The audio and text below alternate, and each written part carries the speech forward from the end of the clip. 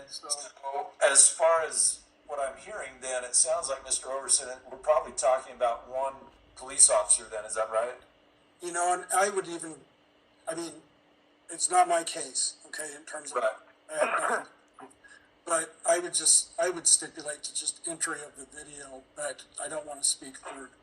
Well, I would think, Ms. Christopherson, I understand you may want to have that officer present and available to testify, to explain things and things, so I'd certainly want to give you an opportunity to do that. But it sounds to me like, based on what I'm hearing, if it's reasonable suspicion to stop the vehicle and detain the defendant, I think we ought to be able to get that hearing put on probably in 30 minutes. Am I being too optimistic? What do you think, Ms. Christopherson? Yes, I would like to be able to call my officer because they don't catch everything on the video. It takes a while. I know when I back up. So I think we could do it in a half hour. Okay, Christina, can you find us a half-hour time slot for that? And I'm sure you heard the time constraints that Mr. Overson was discussing, so we're not looking to try to squeeze this in anywhere, just where we have an open slot next.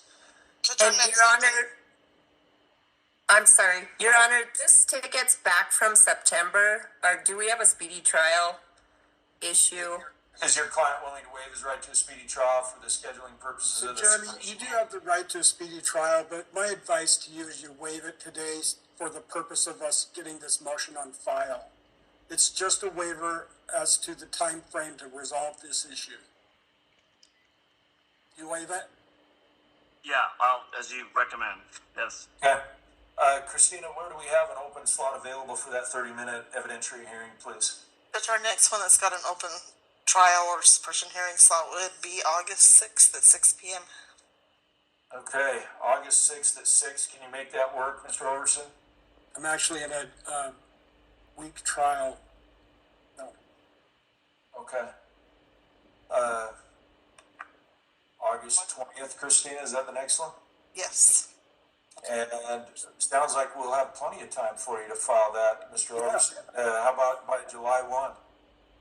Okay, that sounds good to me. Ms. Christopherson, if he files his motion by July 1, that still gives you enough time to subpoena the appropriate witnesses I present for. Oh, absolutely, Your Honor. Okay. And Ms. Christopherson, you're probably familiar with this. You've been practicing in Utah for a while now, but Rule 12D says you don't have to file a written response until after the hearing, and even then, may or may not. We'll talk about it further after the evidentiary hearing, but you don't have to file a response prior to that hearing. So we've got the deadline for the filing of the motion pursuant to Rule 12D. I usually call those a bare bones motion. I don't require a ton of detail, just enough so that the court and the prosecutor know what is being challenged, what issues are being challenged, and that she can subpoena the appropriate witnesses. Very good. All right. What time are we setting that for? We set that for August 20th at what time, Christina? 6 p.m. 6 p.m. Okay. All right. We'll get that order sent out to you, gentlemen. Thank you. Thank you. I know Ms. Stevens has been patiently waiting, and I'm sure talking to a lot of her clients, but let's start getting some of your cases called. Ms. Stevens, sorry about the delay here. Where should we go first, ma'am? We can start with Megan Mattinson. Okay, going to the Mattinson matter first. Can you hear me, ma'am, Ms. Mattinson? Yes, I can, Your Honor. Can you confirm your date of birth for me, please? It's December 12th of 1992. Thank you for activating your camera for us. Are you still on 125 North Unit 9 in Morgan? I am not, sir. Can you update us with your current address then, please? Yes, it's 639 Swenson, Swenson Avenue in Springville, Utah. The zip code? 84663. Is there an apartment or unit number there? Apartment 1. Unit 1, thank you. Email memattinson@gmail.com. Yes, sir. Ms. Stevens. Yes, Your Honor. She wishes to plead guilty to the charge 1 of failure to comply with the duties.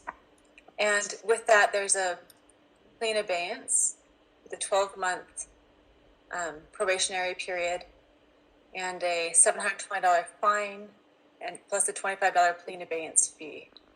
She was asking for possible community service. Okay. Ms. Mattinson, you've heard the proposed settlement. Are you in agreement with that? Yes, sir. Ms. Stevens, did you have the opportunity to go over Ms. Manson's rights with her? I did, Your Honor. Thank you for doing so. Are you satisfied that she understood those rights, and in your opinion, would it be a knowing and voluntary waiver of those rights in this case? Yes, Your Honor. Thank you. Ms. Mattinson, to count, it's the only charge in this case, the Class B misdemeanor charge for failing to comply with the duties of a vehicle operator involved in a property damage accident allegedly occurred on November 1st, 2023 in Morgan County. How do you plead to that charge? Guilty, Your Honor. Are you doing that voluntarily? Yes. The court will accept your plea. I'll find it was knowingly and voluntarily entered based on the representation of the court by both you and your attorney. I'm satisfied that's the case. But rather than entering conviction and sentencing you, we'll hold that guilty plea here in the court in abeyance for a year. If you go a year without another violation of law and pay a $745 plea in abeyance fee on time as ordered, no restitution at issue on this, Ms. Christopherson.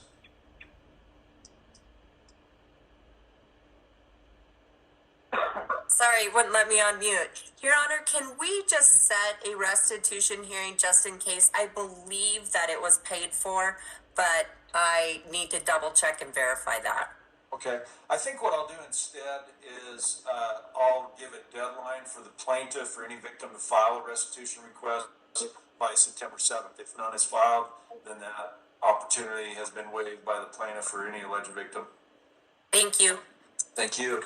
And then I did, when I had the initial discussion with Ms. Mattinson about whether she qualified to have an attorney appointed at the public's expense, she was close enough to the income cap that I did indicate a note that I was going to impose a recoupment fee for the services of the attorney on this case. I'll impose a $75 recoupment fee on that. So the total amount with the plea in abeyance is going to go up to $820. I know Ms. Mattinson wants an opportunity to do some of that in community service. I'm certainly willing to do that. First of all, ma'am, the deadline to have that taken care of, paid in full, is going to be March 7th, 2025, 10 months from now. I'll authorize initially here up to 35 hours of community service on it. If you want to get credit for community service hours where you're living down there in southern Utah County, I would suggest that you either do that at a governmental entity. You know, if you do it for your city or county, I'll generally accept it. The only thing I've seen from a city or county that I'll refuse and reject is taking care of animals. And now let me be more specific. You can't take a dog for a jog or a walk and expect to get community service hours credit in lieu of fine payments.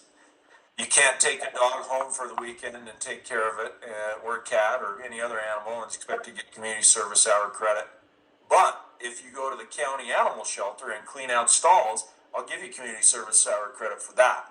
But you can't just, take a dog for a walk or take one home. That would not be accepted by the court. Other than that, I can't recall me ever rejecting community service provided for a city or a county, because that's going to benefit the community where it's a governmental entity.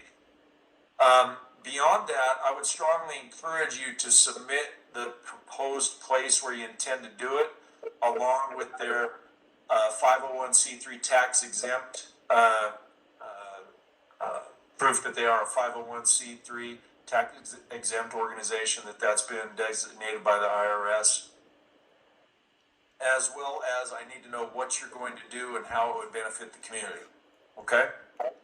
So rather than run the risk of doing hours and having the court reject them, I would suggest you get the location first before you go do the hours. And you've got 10 months to get that all paid. Okay? Any questions, Ms. Mattinson? No, Your Honor. All right, thank you. Have a good evening. You as well.